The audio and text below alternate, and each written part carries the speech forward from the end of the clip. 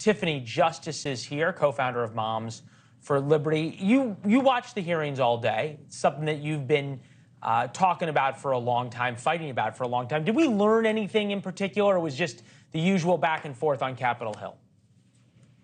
I think it was confirmation that Randi Weingarten is a liar. To be honest with you, I'm not going to mince words. We knew that children were not as vulnerable to COVID as adults and certainly as senior citizens. And yet we shouldered children with the burden of adult fear and kept schools closed, even though there was sufficient evidence that told us we could reopen them and we could reopen them safely. And so Randi played games today. She's hired a very high-powered attorney, and it was very clear that she was there to defend herself and her record. And I say, you know, she should be on guard because she has a lot to defend herself against.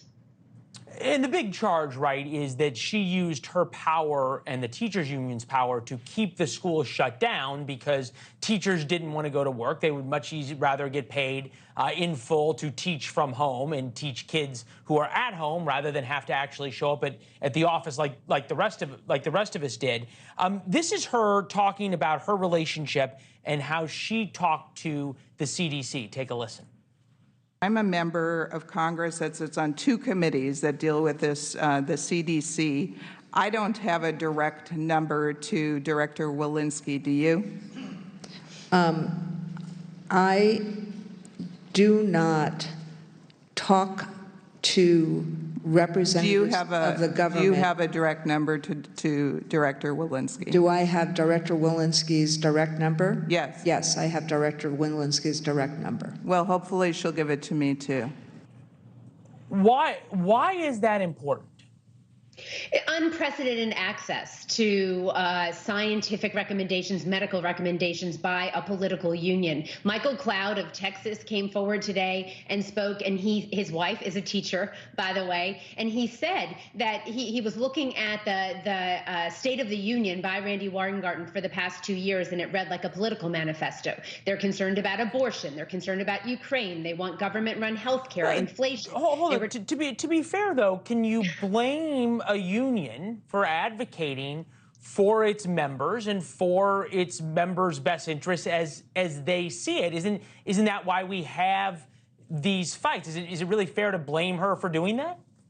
No, it's absolutely not. And you're right. That's the thing. I served as a school board member. But what I saw was that unions install people on school boards, and then they bargain basically against themselves. And parents didn't have a voice in their education. That's why we started Moms for Liberty. So you're absolutely right. But we'd like some honesty here about the fact that the union is a political body, and they're not concerned about reading in kids. In fact, again, Michael Cloud said that political was mentioned 26 times, I think, or 29 times. Reading was mentioned 16 times in the State of the Union by Randi Weingarten. The unions can be honest about what they want to do, but let's be honest about what's actually happening. There you go. Reading proficiency. 31% of 8th graders are reading proficiently in America. 33% of 4th graders are reading proficiently. So let's be honest about the conversation. Unions are there for, it's supporting a jobs program. It's not supporting our children's education in school anymore.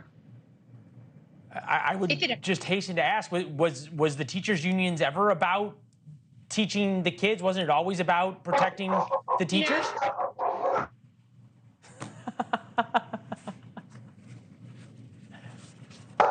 No, you're absolutely right. And I think there has been a cover for the unions. I do think that the unions have tried to present themselves as advocates. I think there might be somebody at your door, or at least a very hungry puppy. So we're going to let you go, but the next time this comes up, we're having you back. It's good to see you as always. Thank you. Thanks for watching. Go to newsnationnow.com to find NewsNation on your television provider. And don't forget to subscribe. Click the red button to get more of NewsNation's fact-driven, unbiased coverage.